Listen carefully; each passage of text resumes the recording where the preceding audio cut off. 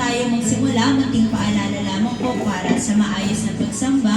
Yung mga bata po, huwag po natin hayaan na nasa labas po na pakalat-kalat para maiwasan po natin ang anuman pong aksidente. Ang cellphone po natin, pwede po natin i-put into silence mode para hindi po makagambala sa ating pagpupuli sa ating Panginoon. At kung meron man pong emergency text or call, pwede po natin sagutin sa labas. At tayo po'y mag-focus at iwasan po natin na nagkukwentuhan habang po tayo nag-praise, nag-worship sa ating Diyos. Mag-focus po tayo sa ating Lord dahil itong araw na ito ay iladaan po natin para sa ating Panginoon. Ayan, samahan niyo po ako sa pagbasa mula po sa Aklat ng Mga Awit 100, chapter 100 verses 4 to 5. Sabi po dito, sa verse 4, pumasok sa kanyang templo na ang puso'y nagdiriwang, umaawit, nagpupuri sa loob ng dakong banal.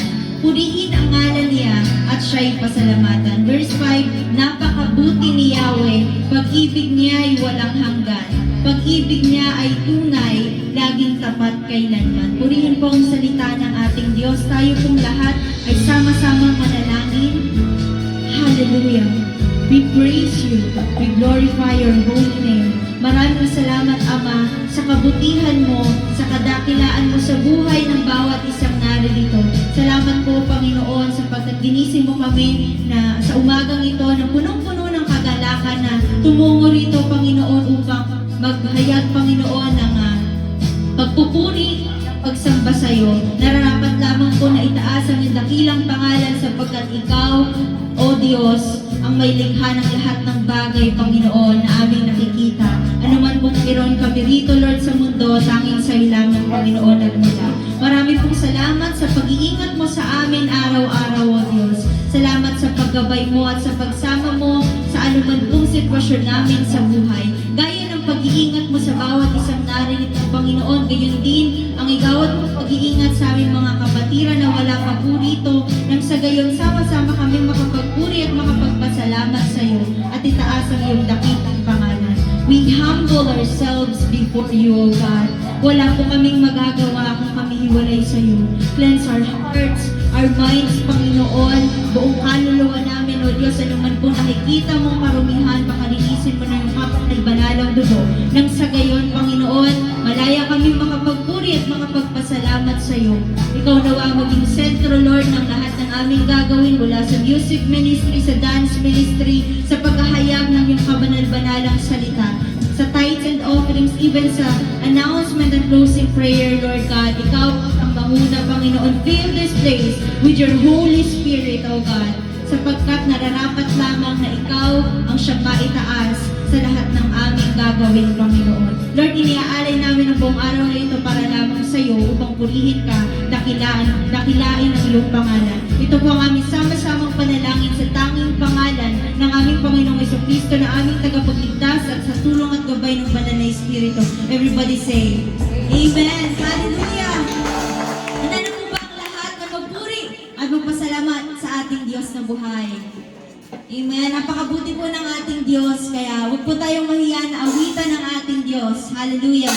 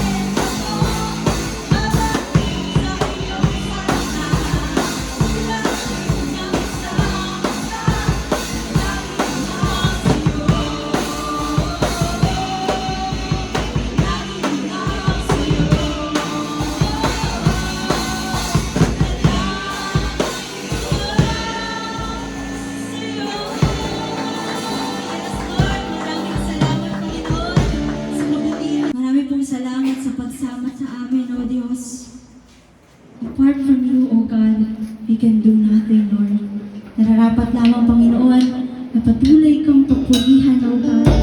Patuloy kang awitan, O Diyos. Hallelujah. We praise you. Tunay na ang pag-ibig mo, O Diyos, ay walang katulad. Tapat, Panginoon. Krus ng Kalbaryo, ang siyang alaala ng pag-ibig mo.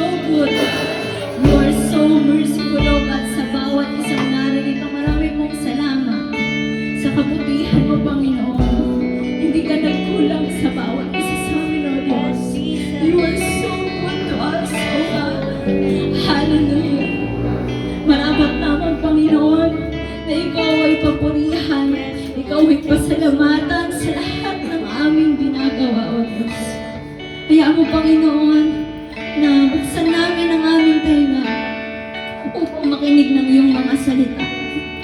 Ang sabihin, Panginoon, tuloy mo ito sa aming puso at isipan. Magamit namin sa aming pang-araw-araw na buhay, O Diyos. Sapagkat kailangan ka namin sa buhay namin, Lord. Apart from you, we can do nothing, O God. Hindi po namin kaya, Lord, ng kami lang. We need you, Jesus. We need you, Jesus, in our lives. Hayaan mo na ikaw lamang ang kumilos sa buhay namin. Ikaw lamang ang maitaas. Ikaw lamang ang makita sa buhay ng bawat isang narito, O Diyos. Maraming salamat po. Nawa, Lord, lahat po na kami mapakikinggan na magamit namin upang lumago sa pananampalataya sa iyo. Sama-sama kaming lalago, O Diyos, sa aming pananampalataya. At Lord, maipahagi rin ito sa aming pamilya at sa lahat ng taong makakasalamuhan natin. Lord, thank you so much. Maraming salamat po. Ito po ang aming sama-samang panalangin sa tanging pangalan ng aming Panginoong Jesucristo na aming tagapagligtas at sa tulong at gabay ng banal na Espiritu. Everybody say, Amen.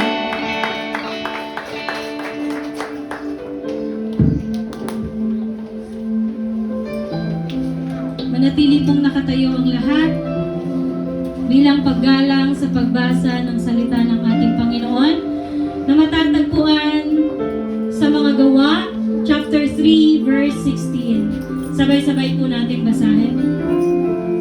At sa pamamagitan ng pananampalataya sa kanyang pangalan, ang lalaking ito na iyong nakikita at nakikilala ay pinalakas sa kanyang pangalan.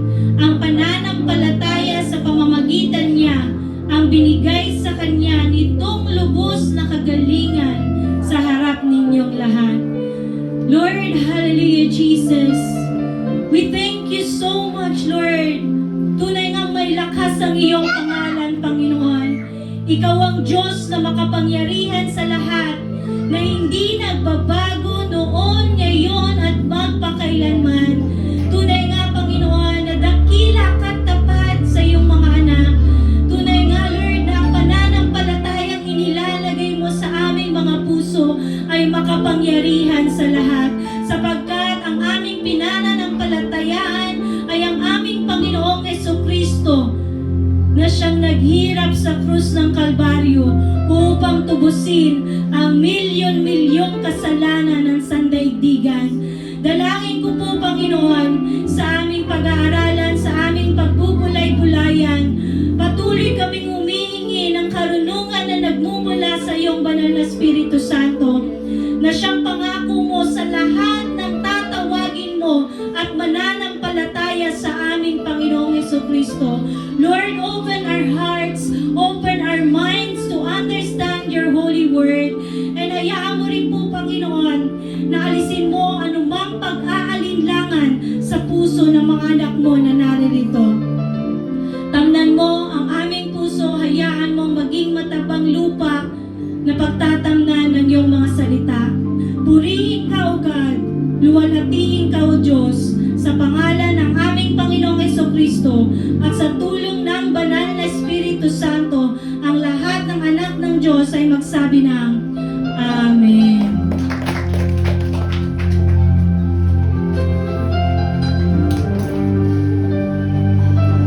Ayan, kumusta po mga kapatid?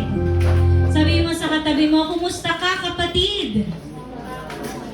Tunay nga na napakabuti ng ating Panginoon. Amen po ba? Amen. God is good.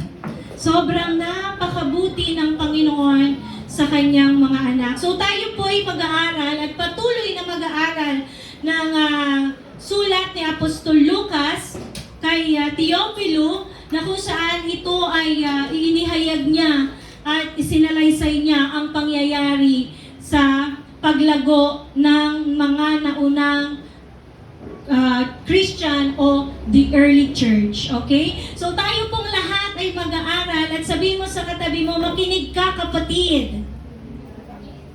Ayan. So meron po tayong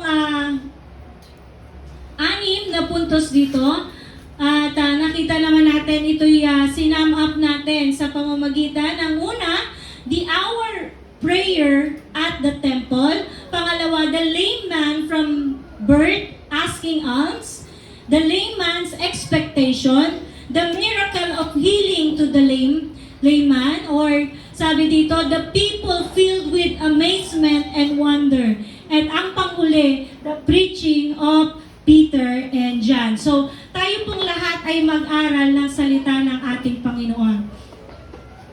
So, sabi dito, the hour prayer at the temple. So, pinagaling ni Pedro ang tulubing lumpo. So, sina Pedro at Juan ay magkasamang umahon sa templo sa oras ng pananalangin. Sabi dito sa SND, ito'y ang oras ay ika-siyam. And kung titingnan natin sa New King James Version, ang nakalagay din po ay the 9th hour. Pero kung titingnan natin sa NIV, maging MBB tag, na klarong sinabi dito that the hour is at 3 in the afternoon. So, tingnan natin ngayon. Sabi dito, mayroon pong 3 oras ng pananalangin na kung saan ito po'y practices ng mga Hudyo. So, una, morning, pangalawa, afternoon, and panghuli ay evening. So, obligation po nila ang manalangin ng 3 beses. Sabi mo sa katabi mo, manalangin ng 3 beses. So, a day was instituted in honor of 3 patriarchs. So, sino yung 3 patriarchs na ito? Una, si Abraham, si Isaac, at si Jacob. Ayon po sa komentary ni Rabbi Dr. Karen G. Reyes Medwell. So, siya po yung nagtuturo at professor sa Northeastern University. So, sabi po niya, si Abraham daw po ay dito nila nakuha yung 3 practices nila na pananalangin, umaga, tanghali or hapon, at isa sa gabi. So sabi dito, when Abraham was moved to pray to God while gazing out at the ruins of Sodom in the morning. So ayan po yung una. Pangalawa, nung nanalangin si Isaac that filled upon noticing Rebecca's reproach in the afternoon light. So, yung pangatlo naman, yung nanalangin naman si Jacob at nightfall when he lay down to sleep on the ground at the place later to be called Bethel. So, dyan, basically, sabi ng mga scholars, and sabi din po ni Rabbi Karen or Dr. Karen, dito daw po nila nakuha yung 3 beses na pananalangin by honoring their patriarch o yung kanilang tinatawag na mga ancestor or ama, mga nauna sa kanila. So, nagpatuloy po yan at until now, pinapractice po yan ng mga Hudyo at maging ng ibang mga, even Muslim, they are honoring this kind of prayer. So, pag dumating na ang oras ng kanilang pananalangin, hihinto sila sa lahat ng gawa at meron sila bawat sulok ng kanilang paligid, meron silang carpet na kung saan dun sila mananalangin. So, at the hour of prayer, apparently, Peter and John, hindi sa kanila problema yung mag-continue sa ganitong practices na pananalangin. Wala silang nakitang problema doon. Sabi po ni Hodge. So, Morgan points out naman na si Pedro at si John, tinake nila itong opportunity na ito upang maibahagi ang salita ng ating Panginoon. Sabi nga, kung mababasa natin yung chapter 3, when God proclaimed His miracle dun sa layman, pumasok yung opportunity na makapagbahagi si Pedro. So, yun po yung ating pag-aaralan. Sabi din ng mga scholar, perhaps, ito po yung oras, may significant daw po ito dahil ito din po, alam naman natin, from 12 the afternoon hanggang 3, nagdilim po at yun na po yung pagkamatay ni Jesus Christ sa krus ng Kalbaryo. So, at sinabi niya, it is finished. At klaro po yan na makikita sa Lucas chapter 23. So, pangalawa, the lame man from birth asking alms. So kung titingnan natin, itong lumpo na ito, hindi siya nalumpo sa kanyang katandaan. Nalumpo siya simula nang siya ay isilang. Lumpo na siya. So kung makikita natin yung helplessness ng lumpong ito, at sabi niya dito, may isang lalaki lumpo mula pa sa sinapupunan ng kanyang ina. Araw-araw siyang dinadala at inilalagay sa pintuan ng templo na tinatawag na maganda. So, dinadala siya roon upang humingi ng kaloob o yung tinatawag natin asking alms sa English. Siya ay naglilimos, sabi sa ibang translation. Sa kahabag-habag mula sa mga pumupunta sa templo. So, bawat pumupunta doon sa templo, hinihingian niya ng limos. At nataon doon na nakita niya sina Pedro at Juan na papasok sa templo. Actually, hindi ito nataon. Ito'y kalooban ng Diyos. Amen? Kasi imagine, since birth, lumpo na siya. Diba? And hindi naman nabanggit dito kung ilang taon na siya, pero alam natin that yung pag-address sa kanya naman, siya ay nasa kanyang binata or sabihin natin 30s. Kung titingnan natin, di ba?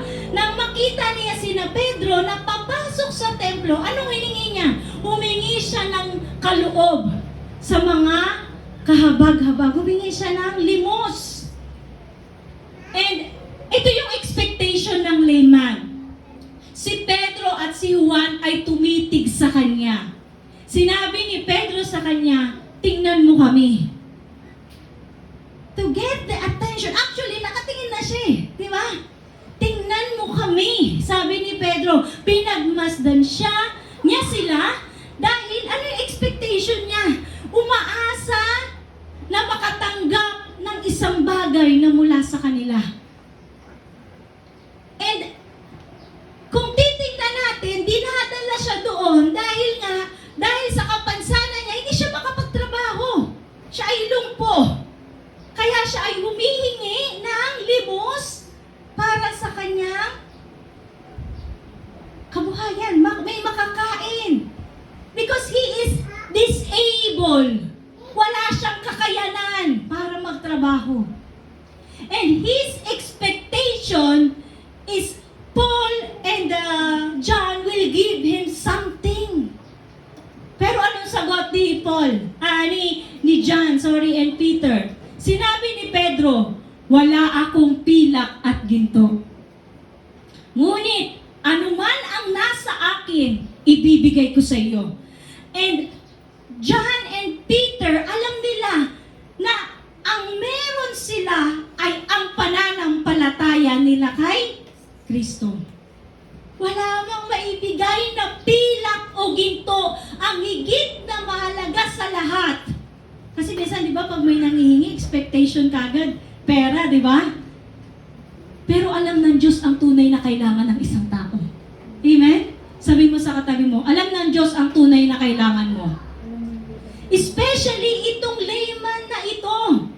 And sabi ni Pedro, wala akong pilak at ginto. Ngunit ang anumang nasa akin ay ibibigay ko sa iyo. Sa pangalan ni Jesucristo na taga Nazaret, tumindig ka at lumakad. Ayun ang kailangan ng lumpo. Amen po ba? Sabi mo sa katabi mo, hindi naman lahat kailangan ng pera. Amen? Sometimes our faith, yun yung tinitingnan ng Diyos para dumating ang total healing sa isang tao. Hindi naman dahil sa nagawa ni Pedro, sasabihin dyan mamaya, tsaka ni John, kundi dahil sa pananampalataya nila, ito yung meron, si John and Peter, sa pangalan ni Jesucristo na taga Nazaret. Sabi kanina nung awitin natin, may lakas ang pangalan ng Panginoon. Kung hindi pa natin nalalaman ang essence, ang kahalagahan ng pangalan ni Kristo, ngayon pinapalam sa atin ng Diyos. His name is powerful. But that name will be evident magiging ebidensya siya ng pananampalataya o ng sumasampalataya sa Kanya. Kasi iba ginagamit lang, yes, there's a power in the name of Jesus. They are trying to rebuke the person in the name of Jesus. It is not about that. Ano ang mahalaga? I-rebuke mo yung tao na hindi mo sinasabi yung pagkakamali niya o yung sabihin mo kung ano yung pagkakamali niya para malaman niya. Amen? And ito yung kailangan ng lame, tumindig at lumakad because he is helpless. Kaya naman sabi dito, pagkahawak sa kanyang kamay, itinindig niya siya. Pagdaka, ang kanyang mga paa at bukong-bukong ay lumakas. Hinawakan ni Pedro at itinayo. At pagdakay lumakas ang kanyang paa, na-restore. Imagine, lumpo. Simula pa, nasa tiyan ng magulang niya. But the Lord is good. God knows. Yung purpose ng tao, kahit pa kulang-kulang ang kanyang parte ng katawan, alam ng Diyos na magagamit para sa kapurihan niya. Tingnan natin ngayon kung ano yung reaction. People filled with amazement and wonders. Sabi dito sa verse 9 to 10, ang lahat ng tao na nakakita na siya ay lumalakad at nagpupuri sa Diyos, kilala nila siya na siya iyong umuupo sa pintuang maganda ng templo. Alam nila kasi hindi lang isang beses dinadala ng nanay niya para maglibos itong lumpo. Araw-araw siyang dinadala doon. Kaya kilala siya ng mga Hudyo na naroroon sa templo. Upang manghingi ng kaloob sa kahabag-habag, sila ay lubos na namangha at labis na nagtaka. So even yung mga tao, nagtaka sila, na-amaze sila sa ginawa ng Panginoon doon sa lumpo. And sabi dito, habang ang lalaking lumpo na pinagaling ay nakahawak kay Pedro at Juan, ang mga tao ay sama-samang tumakbo patungo sa kanila na lubos na namangha. Man-amaze sila. Ganyan naman actually yung talagang reaction ng mga tao pag may nakikitang miracle. Amen? Sila ay nasa portiko na tinatawag na portiko ni Solomon. So tingnan natin, no? I made research, no? So ito yung templo. And ito yung portiko na tinatawag ni Solomon's porch or yung portiko. And actually, tinanong ko rin, sabi ko, saan kaya banda yun? Kasi hindi pwedeng pumasok ang lame, may kapansanan dito sa loob ng templo. Hindi iaalaw yan ng mga Pariseyo at Saduseyo. Dahil kanilang paniniwala at even din yung sinabi na hindi pwedeng pumasok dyan ang anumang may kulang o anumang marumi. And alam naman natin na itong layman na ito ay may kapansanan. So sabi po dito ng mga scholars, na yung gate daw po na na-mention doon ay hindi doon sa Nicanor's Gate, hindi dito. Kundi dito lamang siya sa umpisa. So they believe itong pintong maganda na ito ay Shushan Gate na tinatawag. Dito siya. So pagpasok, syempre, kaya nga siya nagpalukso-lukso di ba? Kasi nga, pwede na siyang pumasok sa loob, wala na siyang kapansanan.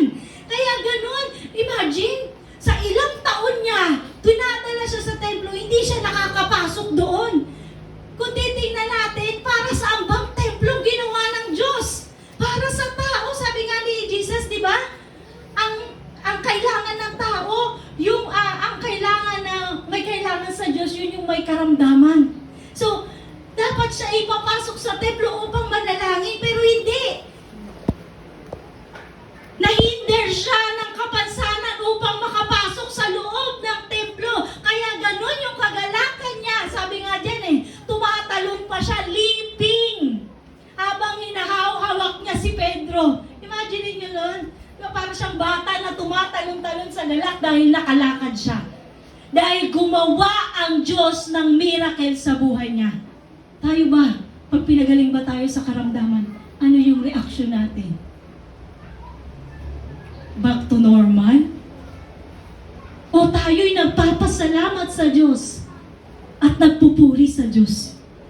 Once we receive healing, we must praise the Lord. Sabihin mo sa katabi mo, purihin mo ang Diyos. And sabi po dito, nang makita ito ni Pedro, sumagot siya sa mga tao, mga lalaking mga taga-Israel, bakit kayo namangha sa bagay na ito? Bakit ninyo kami tinitingnan na parang nakalakad ang lalaking ito sa pamamagitan ng sarili naming kapangyarihan o aming pagkamaka-Diyos? Isa niya yung mentality ng tao talaga, no? Once yung healing na perform sa kalagitnaan nila, ang ino-honor nila yung tao kaysa sa Diyos na nagpagaling. At dito, maliwanag na sinabi ni Pedro, bakit niyo kami tinitingnan na parang nakalakad ang lalaki nito dahil sa kapangyarihan namin? Dahil sa maka-Diyos kami? Dahil godly sila? No! And sabi dito, ang Diyos ni Abraham, ni Isaac at ni Jacob, ang Diyos ng inyong mga ninuno ay lumuwalhati kay Jesus na kanyang lingkod. Even yung mga in-honor nila, niluluck up nila ng mga ancestors, mga patriarch, Abraham, Jacob, Isaac and Jacob, niluluhati nila si Jesus Christ. Siya ang inyong binigay at inyong pinagkaila sa harapan ni Pilato na pinasyahan na siyang palayain. Ipinagkaila ninyo ang banal na at matuwid at hinirang ninyo, ay niling ninyo na ibigay sa inyo ang isang lalaking mamamatay tao. Ngunit pinatay ninyo ang pinagmulan ng buhay na siyang ibinangon ng Diyos mula sa mga patay. Kami ay nagpapatotoo tungkol sa pangyayaring ito. Kaya hindi mo pwedeng sabihin na libro lang naman yan, kwento lang naman yan, fiction lang naman yan. Hindi. May nagpatotoo. Totoo. Kasi may mga nagpapatotoo at ang mga apostol mismo ay nagpatotoo na si Jesus ay muling binuhay ng Diyos. Sa harapan nino ng mga hindi sumasampalataya. At kung titingnan natin, mag-background checking tayo. Sabi ni Pablo sa 1 Corinthians chapter 1:22, alam niyo po ba, ang mga Hudyo, anong hinihingi nila? Sabi sa verse 22, chapter 1 ng unang Korinto, ang mga Hudyo ay humihingi ng kababalaghan bilang katunayan. Para may patunay, humihingi sila ng himala. Ganon din ba tayo? Para tayo maniwala, hihingi tayo ng himala sa Diyos. Sabi ni Jesus kay Tomas, mapalad ang tao kahit hindi niya nakita, sumampalataya. Di naman natin nakita si Jesus eh. Pero dahil sa kagandahang loob niya, sumampalataya ang bawat isa. Sabi mo sa katabi mo, sumampalataya ka ba? Kahit hindi mo nakita si Jesus, that is the power of faith. Sabi mo sa katabi mo, kapangyarihan ng pananampalataya. At ano naman yung hinihingi ng Griego? Ang mga Greek, hinihingi nila karunungan para sumampalataya sila. Magpapakadalubhasa para patunayang tama sila. Pero binagsak sila ng Diyos. Pinahiya sila ng Diyos. Sabi sa Korinto. Sabi ni Pablo sa mga taga-Korinto. Peter and John were used by God to heal the lame man. Hindi para mag-show off, but to let people o yung mga Hudyo na malaman ang kapangyarihan kapangyarihan sa pangalan ni Jesucristo. Kasi ayun yung kailangan nila eh. Hindi sila mananampalataya hanggat hindi sila nakakakita ng himala. Ang kanilang paniniwala, to see is to believe. Ganon din ba tayo? Para din ba tayong mga Hudyo na kailangan muna nating makita para tayo ay sumampalataya? Kailangan pa ba natin ng himala para tayo ay sumampalataya? There are some Christians, yun yung kanilang ginagawa. Pero hindi. Para i-display ang kapangyarihan ni Kristo through faith. Not because of Peter and John, but because of the Lord Jesus Christ. Sabi ni Pedro, wala akong silver or gold para sa'yo, pero I'll give you what I have. Eh yung mga apostol, ang meron sila, pananampalataya kay Kristo. Sabi mo sa katabi mo, wala ka bang maibigay na ginto o pilak? Ang higit sa lahat na mahalaga, yung pananampalataya natin. Amen? Sino ba yung mayaman dito, taas ang kamay? Merong ginto at pilak. Wala. Anong meron tayo na mahigit na mas mahalaga? Ang pananampalataya kay Kristo. Amen? Lahat naman ng bagay na meron tayo, may ihiwan dito sa mundo. Hindi natin madadala sa hukay. Maging ang titulo o yung mga profesyon natin. Amen? I do not have any silver or gold, but I'll give you what I have.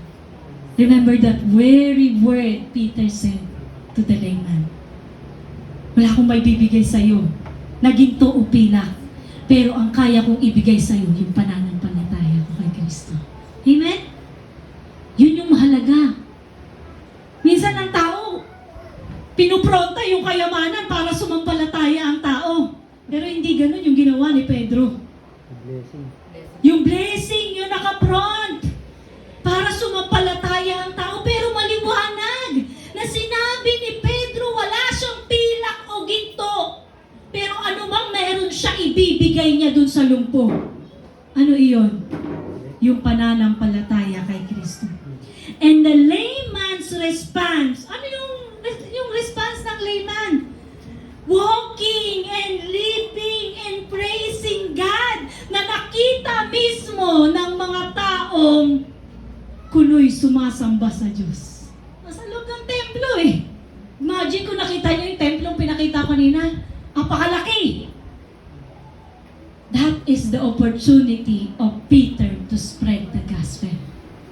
Kaya yung title natin, The Preaching Through Healing. Hindi the healing and preaching. Hindi. That is the gateway of the Lord doon sa mga taong humihingi ng himala para sila ay ipahiya at ipakita na totoo ang Diyos ni na Pedro at ni Juan. Amen? Praising God. He went into the temple with them. Na umpisa pa lang, hindi siya allowed na pumasok. Imagine, templo, pero may pinipili. Where at first he was not allowed to enter due to yung in-impose na law by Sadducees. Actually, that law comes from kanilang ancestor, pero hindi talaga nila naunawaan. Kasi kung naunawaan nila, hindi ganun yung magiging response nila. No one disabled is allowed to enter. Pinatunayan ng Diyos na kahit lumpo, may kapansanan o walang tinatangi si Kristo. Amen? Sabi mo sa katabi mo, walang tinatangi ang Diyos. This gateway to preach the good news as an opportunity to Peter to proclaim good news doon sa mga Hudyo who were in the temple and witnessed God's miracle to the layman. Miracle ba ni Pedro at ni Juan? Hindi. That is the miracle of the Lord. Malinaw pinaparihan kami? Dahil ba maka-Diyos kami? Hindi. It is the power of the name of our Lord Jesus Christ. May lakas ang ngalan mo. Ngayon mo makikita na may lakas talaga ang pangalan ni Kristo. Amen? And sabi dito, at sa pamamagitan ng pananampalataya, napakaliwanag, sa pamamagitan ng pananampalataya sa kanyang pangalan, ang lalaking ito na inyong nakikita at nakikilala ay pinalakas sa kanyang pangalan. Amen? Yung lalaking nakikita nila araw-araw na naglilimos, hinahatid ng nanay niya sa harapan ng templo, umaasang makakatanggap ng limos, nakatanggap ng higit sa lahat, higit sa limos. Amen? Na kailangan talaga niya. Sabi mo sa katabi mo, hindi naman lahat kailangan ng pera. Amen? Kailangan natin si Kristo. Amen po ba? Sabi mo sa katabi mo, kailangan mo si Kristo. Ang pananampalataya sa pamamagitan niya ang nagbigay sa kanya nitong lubos na kagalingan, complete healing. Hindi lang siya healed once, but complete healing. Sabi mo sa katabi mo, complete healing. Yun yung kailangan ng lumpo. Lubos na kagalingan sa harapan ninyo. Not only physical healing, but also spiritual healing. Kaya complete healing eh. Kumpleto. Hindi lang physical, pati spiritual. Amen? Sabi dito, by faith in the name of Jesus, this man whom you see and know, sabi sa NIV, was made strong. Pinalakas siya sa pangalan ni Kristo. Meron ba nangihina dito? Taas ang kamay. Papalakasin ka sa pangalan ni Kristo. Amen? Sa pamamagitan ng pananampalataya. Sabi mo sa katabi mo, sa pamamagitan ng pananampalataya. It is Jesus' name and the faith that comes through Him that He has completely healed him, as you can see. Kita nila eh. So all people can see. Ano yung kanilang response? Na-amaze sila. At pinakita ni Pedro at ni Juan na hindi dahil sa kanila, kundi dahil sa pananampalataya kay Kristo. Amen? And sabi dito sa sumunod, sa ngayon, mga kapatid na lalaki, alam kong kayo ay gumawa sa kawalang kaalaman tulad din ng inyong mga pinuno. Sabihin, hindi nila alam. Katulad din ang sinabi ni Jesus, they did not know kung ano yung ginagawa nila. Lord, patawarin mo sila. Ganun din yung response nila, Paul. Hindi nyo alam na yung ginagawa ninyo. Kaya, nangangaral siya. Kasi hindi lahat binigyan ng Diyos ng kaalaman para malaman. Amen? Sa ganitong paraan, tinupad ng Diyos ang inihayag noon sa pamamagitan ng bibig ng lahat ng kanyang mga propeta. Inihayag nila na ang Mesayas ay dapat maghirap at ito ay tinupad niya. Anong gagawin? Hindi naman kaagad healing para sumampalataya eh. Minsan ayun yung ginagawa. Hirap yung crusade. Papagalingin ka para sumampalataya ka. Ano sinabi ni Paul? Sabay-sabay basahin ng malakas. Magsisi nga kayo at magbalik loob para mapawi ang inyong kasalanan. Ito ay upang dumating ang panahon ng pananariwa mula sa harapan ng Panginoon. Kasi ito yung, alam niyo ba kung bakit SND yung kinuha ko? Malayo sa MBB tag. Kung titingnan niyo sa New King James, ito yung sinasabi. Kaya hinahanap ko talaga yung kapareho ng New King James Version. And, sabi dito, repent, therefore, and be converted. Hindi ka mako-convert kung pinagaling ka lang. Amen? Kasi minsan yung tinitingnan ng iba, para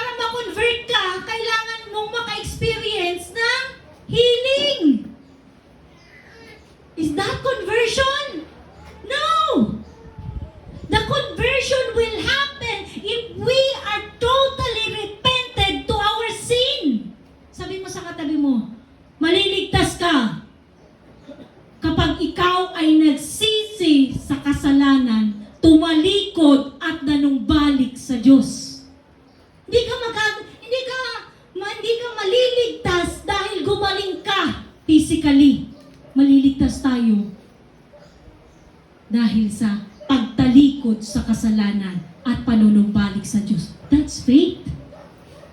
Amen? Sabi mo sa katabi mo, that's faith. Ayun yung pananampalataya na nais ng mga apostol. That your sins may be blotted out so that the times of refreshing, doon ka marirefresh.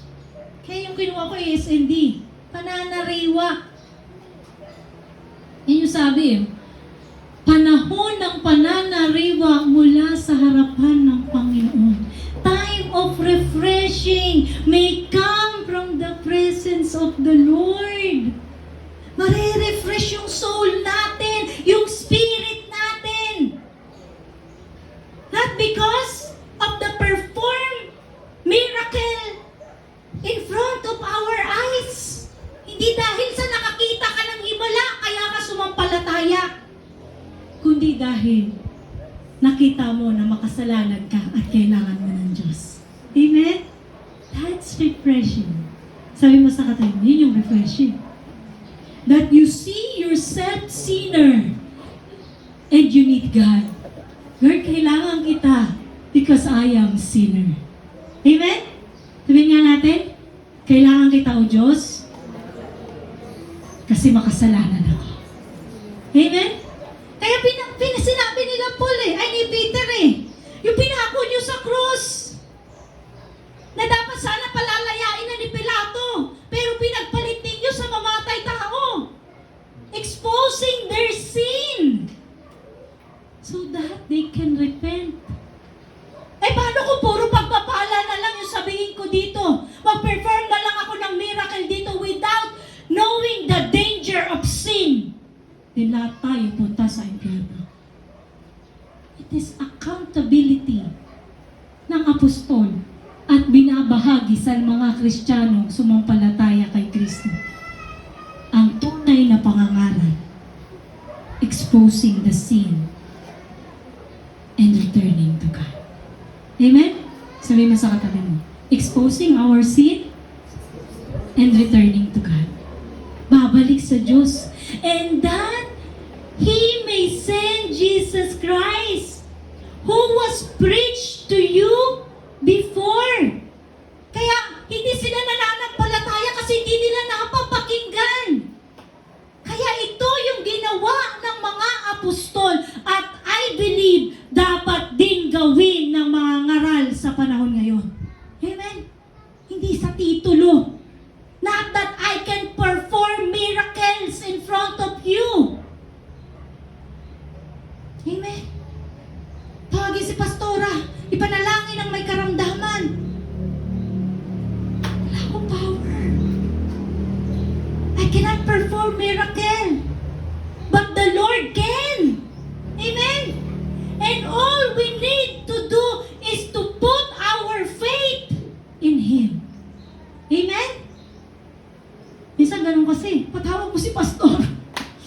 Si Pastor na-pressure dahil kailangan niyang mag-perform ng miracle dahil sa kawalang pananampalataya ng mga tao. Gusto pang makita para sumampalataya. Ouch. That's what we're learning here. Amen? Ayun yung natututunan natin. Dito. At ipinapakita sa atin ni Apostol Pedro. Ito rin ay upang isugo niya si Jesucristo na ipinangaral noon sa inyo. Inulit niya, no? Parang siguro kung i-revise mo, ang ano ninyo, ang hangal ninyo. In other words, ang tatangan ninyo. Pinangaral na sa inyo. Pero hindi kayo sumampalataya kasi gusto nyo ng miracle. Amen? Sa panahon ba natin, ganun din ngayon? Yes. Walang pinagkaiba sa panahon nila Apostol Pedro. Amen? Si Kristo ang tunay na dapat nanatili sa langit hanggang sa panahon ng panunumbalik ng lahat ng bagay.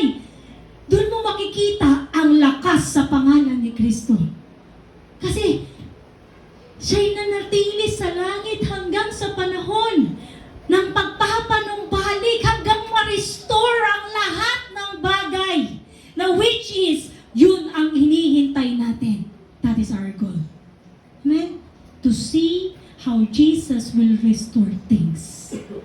na nawala dahil sa pamamagitan ni Eva at Adan.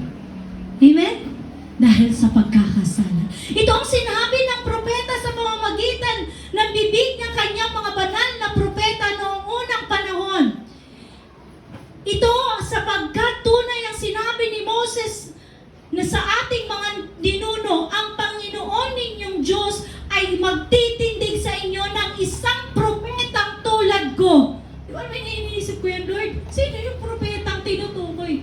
Si Jesus pala. Tingnan natin ha. Siya ay nagmula. Kaya pala yung mga Muslim, pinanindigan ng propeta si Jesus. Messenger na lang. Neglecting that He is also God. Tingnan natin kung bakit sinabi yan ni Moses, no? Siya ay nagmula sa inyong mga kapatid. Siya ang inyong pakikinggan sa lahat ng bagay anuman ang sabihin niya sa inyo. Mangyayari na ang bawat kaluluwa na hindi makikinig sa propetang iyon ay malilipol mula sa mga tao. So tingnan natin ngayon, no? Saan ba kinuha? Saan ba nagmula yung kasulatan? From Deuteronomy 18 verse 15. The Lord your God will raise up for you a prophet like me. Sabi yan ni Moses. From your midst, from your brethren, him you shall hear. And sabi dito sa Deuteronomy 18 verse 18 to 19, I will raise up for them a prophet like you from among their brethren, and will put my words in his mouth, and he shall speak to them all that I command him. It shall be whoever will not hear my words, which he speaks in my name, I will require it of him. So, tingnan natin, no? Peter calls Jesus a prophet, like Moses. Kasi yun yung kinote niya from the book of Deuteronomy, chapter 18. To show he is the promised Messiah who fulfills the prophecy in Deuteronomy, acting as the ultimate authorized mediator between God and man. Like Moses, Jesus speak God's words directly. Anong nangyari kay Moses Direkta siyang nangungusap sa kanya. Si Yahweh brings a new covenant, performs miracle, and leads people out of spiritual bondage, which is yung ginawa ni Moses. Ayan po yung key. Key reasons for the comparison. Una, fulfillment of the prophecy. Moses promised that the Lord your God will raise up. Ayun yung fulfillment ng prophecy kay Moses. Na magre-raise ang Lord ng prophet, na which is Jesus Christ, na pinanindigan na ng mga Muslim at mga Hudyo na propeta lang talaga siya. Pero hindi.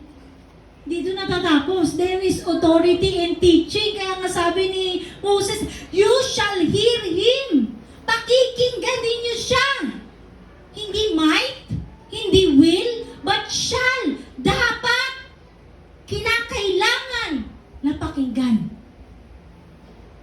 And sabi dito, like Moses, Jesus is a lawgiver who speaks with divine authority and delivers God's truth. That's only the comparison between Jesus and Moses. But still, si Moses na in-honor nila, sinusunod nila ang kautusan, pero hindi nila pinaniniwalaan si Jesus na katuparan ng kautusan. Amen? Mediator, katulad din ni Moses, kaya sabi niya, like me, katulad ko. Na kung saan rekta siyang nakakausap si Yahweh. And si Jesus mediates the new covenant. Kasi kung sapat na yung Old Testament, di na kailangan ng New Testament. Pero napatunayan na hindi sapat ang New Testament. Kaya binigay si Jesus. He is the fulfillment. Sabi mo sa akin, He is the fulfillment. Si Moses, deliverer din naman siya. Inilabas siya, inalaw ng Lord na siya ang gamitin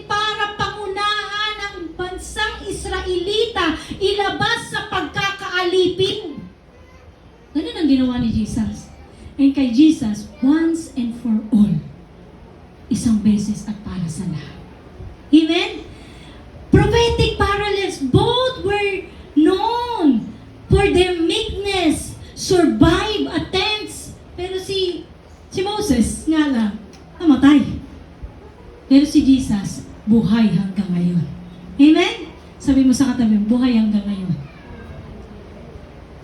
Yun yung sinasabi dito, tunay na ang lahat ng mga propeta mula kay Samuel at sa mga sumunod na naghayag, ang mga araw na ito'y inihayag na noon ng lahat ng mga nagsasalita. Imagine, they are seeking, they are really studying the scripture, but neglected nung nangyari na.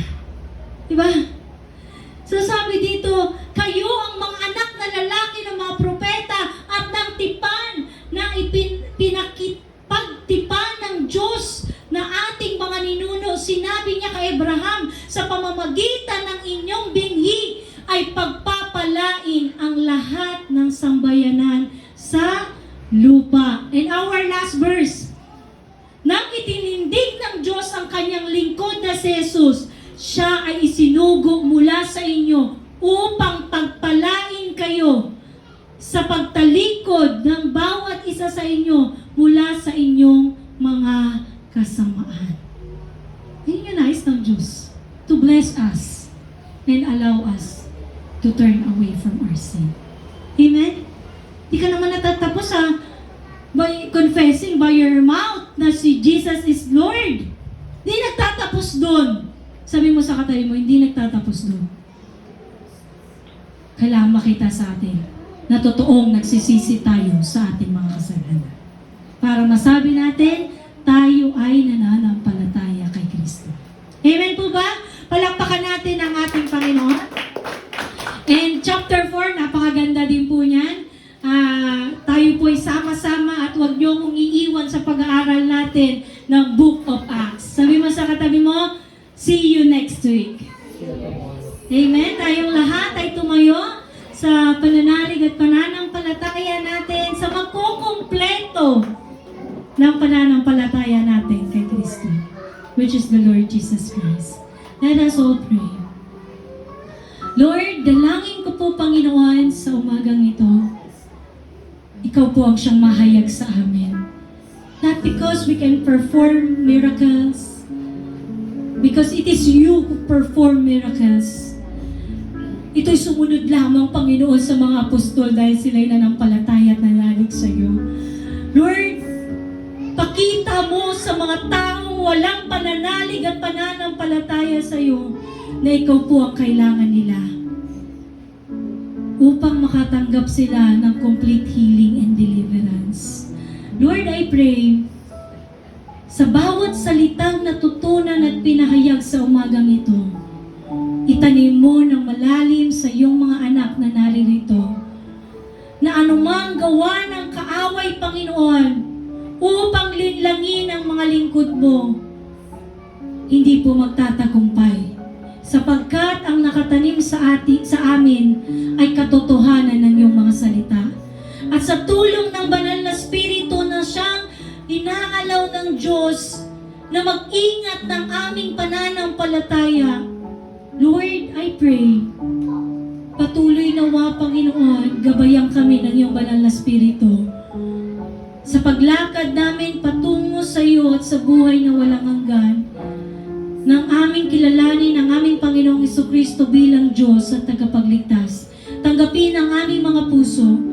Allow us, Lord God, as you continue bringing your lights upon your people, allow us to see even the smallest sin in our hearts so that we may repent according to your will. Pakita mo, Panginoon, kahit ang napakaliit na kasalanan sa aming mga buhay, upang ito'y aming pagsisihan, talikuran, at manumbalik sa iyo. Upang kami, Panginoon, ay maligtas sa apoy ng impyerno. Lord, at makasama kami sa kalwalhatian na ipinangako ng aming Panginoong Jesucristo. Maraming salamat, Lord, for opening our hearts and mind sa umagang ito. Dalangin ko nawa, Lord, ang mga may karamdaman, pakita mo sa kanila ng pananampalataya sa iyo ang magbibigay sa kanila ng complete healing in the name of Jesus. This is the desire of our hearts. Parangalang kanawa, Panginoon, ng panalangin naming may pananampalataya. Sa pangalan ng Ama, ng Anak, at ng Espiritu Santo, ang lahat ng anak ng Diyos ay magsabi ng Amen and Amen.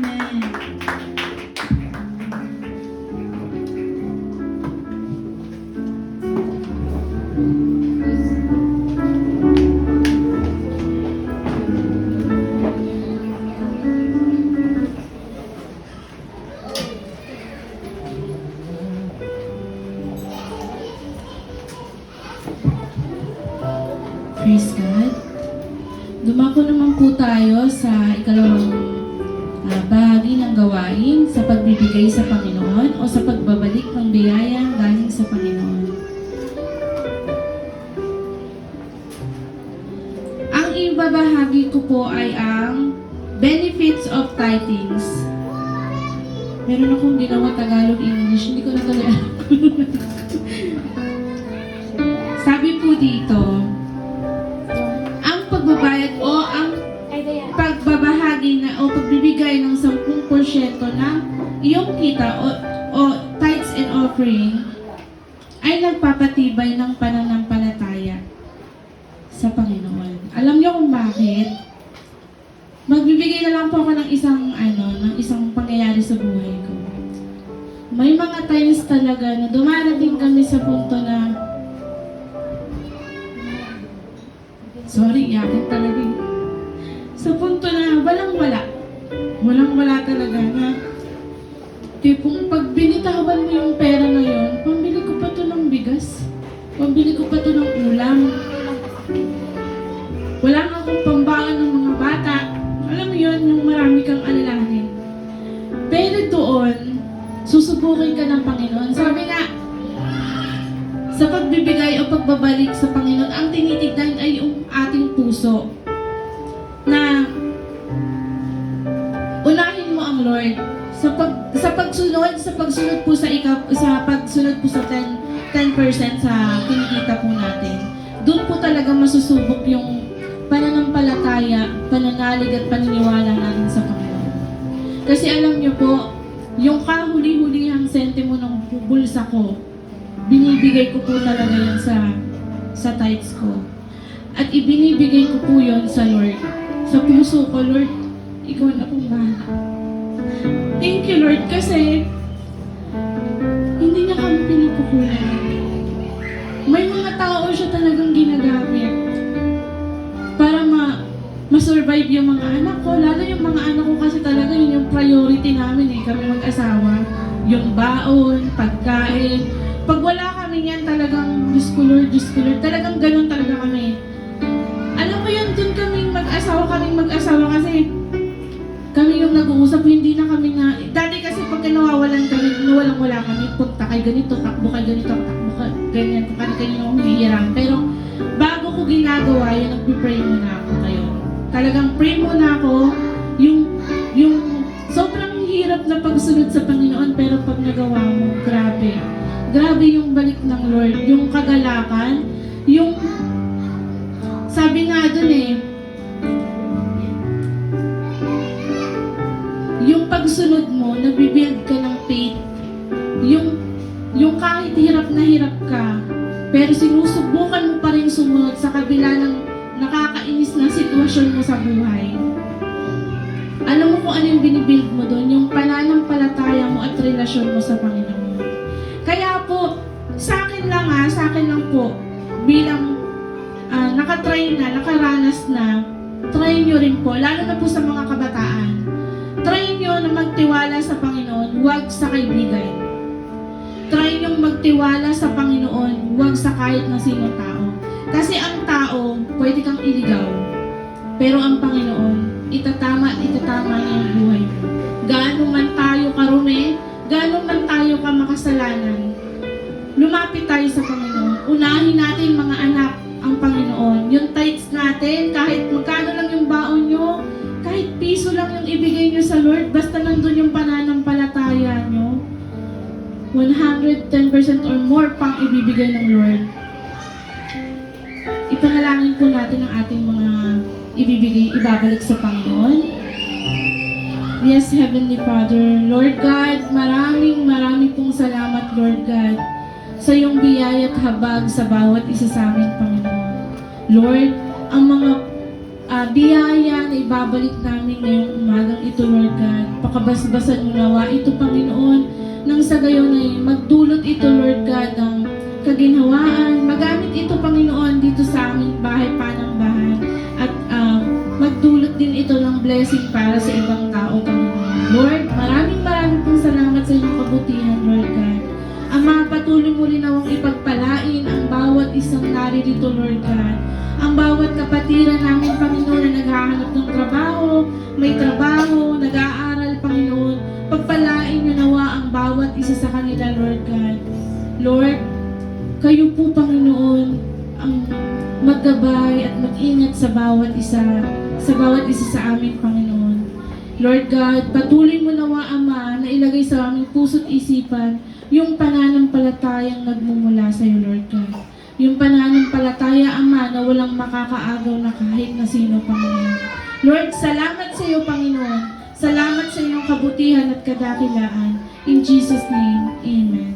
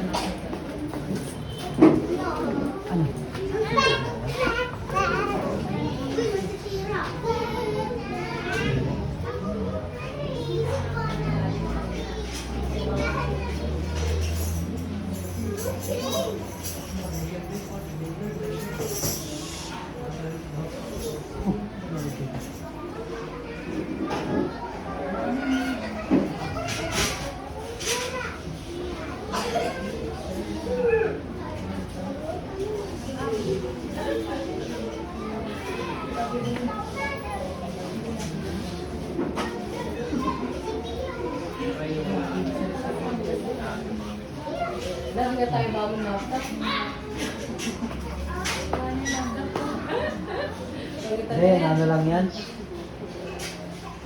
Palitan mo yung ano, Palitan na yan. storage, tsaka yung text.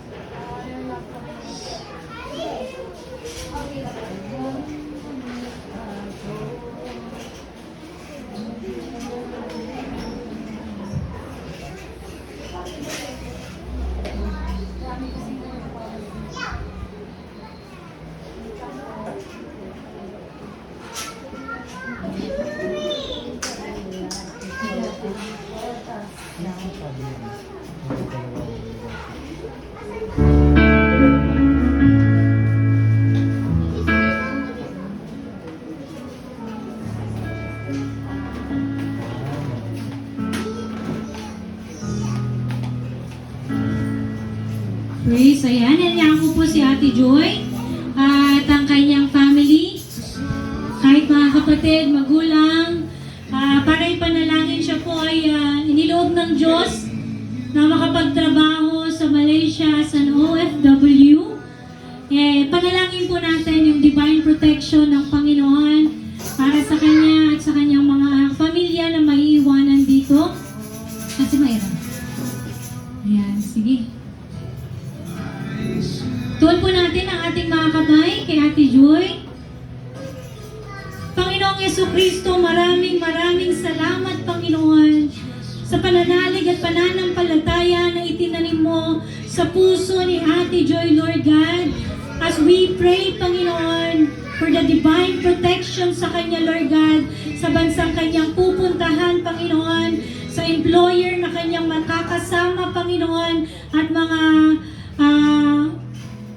gagamitin mo upang maging daluyan ng pagpapala sa kanya. Ama, dalangin ko nawa, Panginoon, from her point of destination here in Philippines, sa kanyang tahanan, Panginoon, papuntang airport, maging Lord sa immigration, Lord God, hanggang sa siya ay makaalis, Panginoon, Lord, comfort her, O God. Dahil alam mo po, Panginoon, na yung kalooban niya lamang, Panginoon, na makatulong sa kanyang pamilya. Lord, I pray, patatagin mo siya, maging ang kanyang asawa, Panginoon, dahil hindi mo ninais, Panginoon, na magkahiwalay ang mag-asawa. But this step of sacrifice, O God, makita ng mga anak niya, Panginoon, na ikaw po ang siyang magbabind sa kanila kahit sila po, Panginoon, ay magkakalayo. Lord, dalangin ko nawa yung pananampalatayang inilagay mo kay Ate Joy, maging sa kanyang asawa, Panginoon, ay patuloy na lumago, Panginoon, at bigyan mo rin siya, Lord, ng kapayapaan, kagalakan sa lahat ng kanyang gagawin, Panginoon, sa pagtatrabaho niya sa ibang bansa, Panginoon. Dalangin ko nawa bawat salitang tinanggap niya at napag-aralan niya, Panginoon, ay patuloy niya may apply, Panginoon, doon sa foreign land na iba ang Diyos, Panginoon. Lord, dalangin ko nawa, samahan siya ng libo-libo mong anghel, Panginoon. Maging ang kanyang mga anak, kay Carmela, kay Diana, direct their paths, O God. Sa iyong mga kamay po namin sila pinagkakatiwala, Panginoon.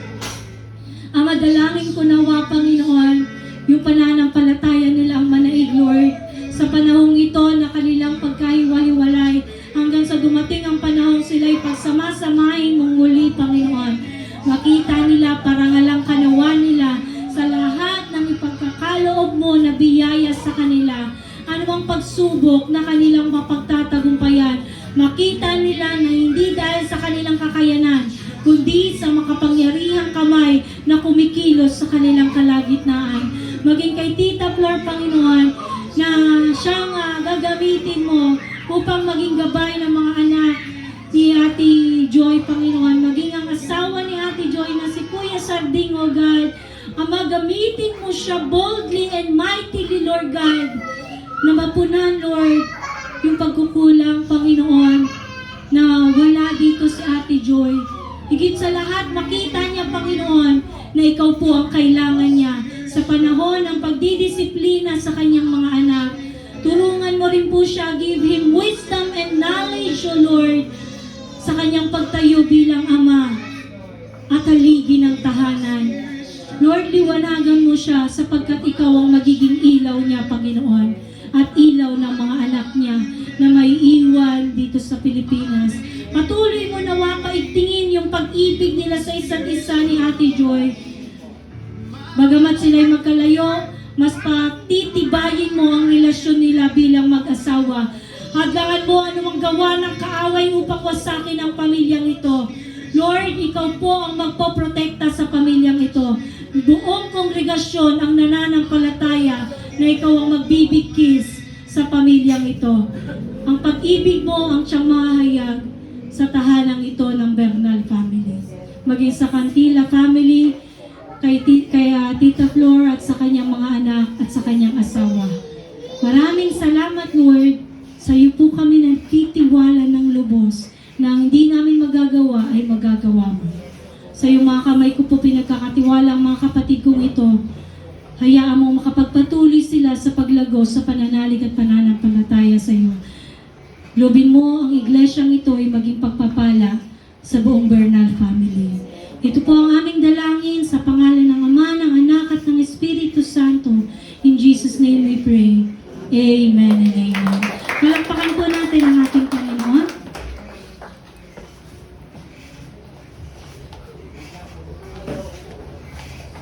Announcement po.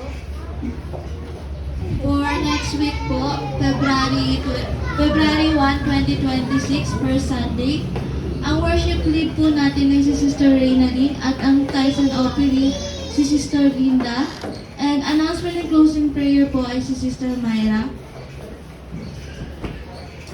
And West Cramel has fixed schedule already. Their worship service will be Sunday at 9 a.m. To 11 a.m. Pastora Bell will be preaching in West Cramel on February 15, 2026, and Pastora Ness will be preaching here at Minuyan. Please pray and ask the Lord to send worker to be used to His glory to commit in children ministry every Sunday, youth Bible study every Saturday from 8 a.m. to 9:30 a.m. Please invite the young generation to join. Dance ministry practice right after youth Bible study, and music team practice every Saturday. They also hold the Bible study and fellowship once a month. Prayer meeting and deaconess Bible study every Thursday, 9 a.m. to 11 a.m. at Road 5 Aquino Residence. Let us all commit unto the Lord. Jacob's BCI team, Building 2026, target date and venue to be planned. Therefore, we will be having meeting after this worship service with regards to this. We will resume our advanced theology on first week of February, proper exegete of Book of Minor and Major Prophets. Tayo po'y tumayo at tayo manalangin. Lord, maraming pong salamat sa linggong ipinagkaloob mo po sa amin, Panginoon. At Panginoon, maraming din pong salamat sa mga dalangin na ipinagkaloob niyo po, Panginoon. At Panginoon, maraming din pong salamat sa mga dalangin pa po na ipagkakaloob niyo pa po sa amin, Panginoon. Panginoon, ikaw po ang nawang gumabay sa amin, Panginoon, sa mga susunod pa pong mga araw, Panginoon. Lord, ipagkaloob niyo po sa amin, Panginoon, ang patuloy pa pong pagtitiwala sa iyo, Panginoon. Pagtitiwala na ikaw po ang bahala sa amin sa araw-araw naming buhay, Panginoon. Panginoon, ikaw po ang gumabay sa amin, Lord. Lalong-lalo po sa mama ko, Lord. Ikaw po ang gumabay sa kanya sa buong ilang taon namin siya hindi makakasama, Lord. Lord, ikaw pong bahala sa mama ko, Lord. Nagtitiwala po ako sa iyo at naniniwala. Ikaw ang gagabay sa aming buong pamilya, Lord. At sa lahat ng pamilyang nandito sa simbahan na ito, Panginoon. At sa mga hindi po nakapunta, ikaw po ang bahala.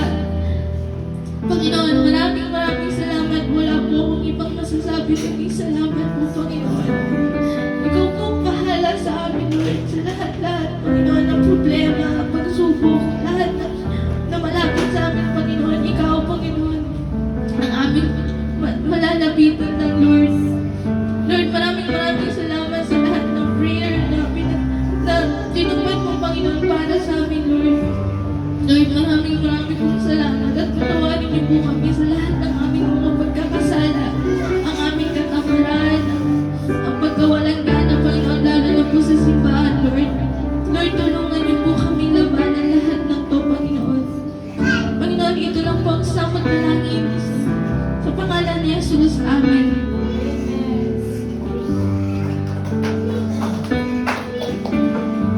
Taas ko natin natin sa ating Lord God, maraming pong salamat sa natapos na banal mong gawain ngayong araw. Lord, alam po natin na kayo po ay makapangyarihan at pagmahal po sa amin. Lord, lahat po ng mga nakataas na kamay na ating mga kapatid, Lord, alam po namin na ingatan niyo po sila, gagabayan po sa lahat ng bagay. At Lord, alam po namin na sobrang makapangyarihan po ng Yes, Lord. Ikaw lang po ang aming pananampalatayanan. At alam po namin na, Lord, na nandito po kayo sa amin palagi. Maraming po salamat, Lord God, sa lahat ng mga biyaya na pinagdalog mo sa bawat kapatiran na nandito. At Lord, nawa, alam po namin sa mga hindi ko nakarating ngayong araw, idako niyo po ang mga kanilang mga panyapak sa susunod na linggo upang magpasalamat, magpuli at manampalataya po sa inyo, Lord God. Maraming pong salamat, Lord God. Ang tanggapin natin na may pananampalataya, kagalakan, pag-ibig at pag-asa ang biyaya na nagmumula sa ating Panginoon. The Lord bless you and keep you. The Lord make His face shine upon you and be gracious unto you. The Lord lift His countenance towards you and give you peace. Amen and amen.